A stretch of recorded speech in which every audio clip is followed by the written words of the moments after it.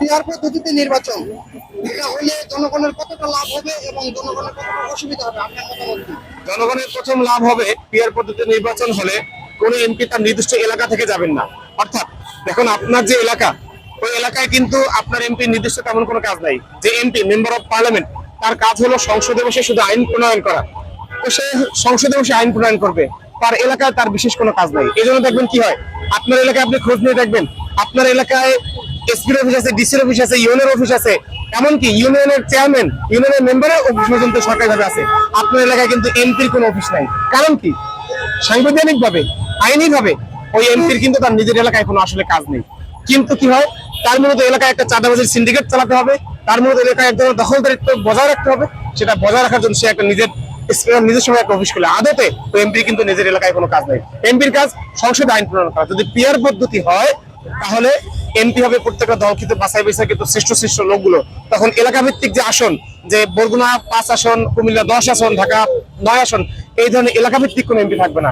MP হবে দেশের সকল নাগরিকদের মধ্যে থেকে দক্ষ, যোগ্য এবং বিশ্বস্ত যে লোকগুলো, প্রত্যেকটা দল তাদের দল থেকে সেই লোকগুলোকে বাছাই করে সংসদে পাঠাবে।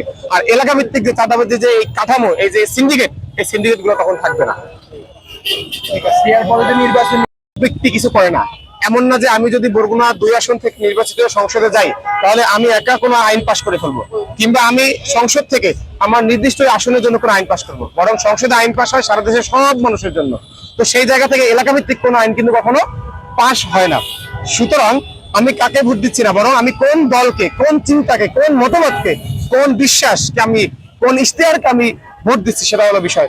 যে রাজনৈতিক দল সব থেকে ভালো ইশতেহার দেবে, যে রাজনৈতিক দল জনগণের পক্ষে সব থেকে ভালো কথাটি বলবে, ভালো আশ্বাস দেবে, মানুষ ওই দলকে ভোট দেবে। ওই দলের পক্ষ থেকে যে লোকগুলো সংসদে তার দলের মতবাদ, তার দলের চিন্তা, তার দলের ইশতেহার জনগণের জন্য সংসদে ভালোভাবে উপস্থাপন করতে পারবে, সেই দল তাদেরকে সংসদে পাঠাবে। এখানে আমি কোন ব্যক্তিকে ভোট দিচ্ছি সেই ব্যক্তি আসলে কোনো ফ্যাক্ট না। জাতীয় সংসদে ব্যক্তি কোনো ফ্যাক্ট না। ব্যক্তি ফ্যাক্ট কোথায়? ব্যক্তি ফ্যাক্ট হলো স্থানীয় নির্বাচন। স্থানীয় নির্বাচন কোনটা? আমার এলাকায় ইউনিয়নের চেয়ারম্যান কি হবে সেটা স্থানীয় নির্বাচন, আমার উপজেলা পরিষদের চেয়ারম্যান কি হবে সেটা স্থানীয় নির্বাচন, আমার জেলা পরিষদের চেয়ারম্যান কি হবে সেটা হলো স্থানীয় নির্বাচন। সেখানে স্থানীয় নির্বাচনে ব্যক্তির ব্যাপার থাকে। ব্যক্তি ভালো হলে মানুষের কাছে কাছে যাবে, দূরে দূরে। কিন্তু এমপি তার মানুষের কাছে কাছে যাওয়ার, মানুষের ঘরে ঘরে যাওয়ার, মানুষের সিঙ্গেল সমস্যা সমাধানের কাজ এমপির না। এমপি যে মেম্বার অফ পার্লামেন্ট, তার কাজ হলো সংসদে বসে দেশের সকল মানুষের সমস্যাগুলো আইডেন্টিফাই করে তার জন্য সব থেকে বেশি সুইটেবল যে সমাধান, সেই সমাধানটি তাদের নিশ্চিত করা। সেজন্য আমি বলবো জাতীয় সংসদ নির্বাচনে ব্যক্তি ফ্যাক্ট না, বরং চিন্তা ফ্যাক্ট, মতবাদ ফ্যাক্ট, ইশতেহার ফ্যাক্ট এবং আদর্শ ফ্যাক্ট। সুতরাং দেশের মানুষ ব্যক্তিকে না, বরং আদর্শকে ভোট দিয়ে জাতীয় সংসদে পাঠাবে।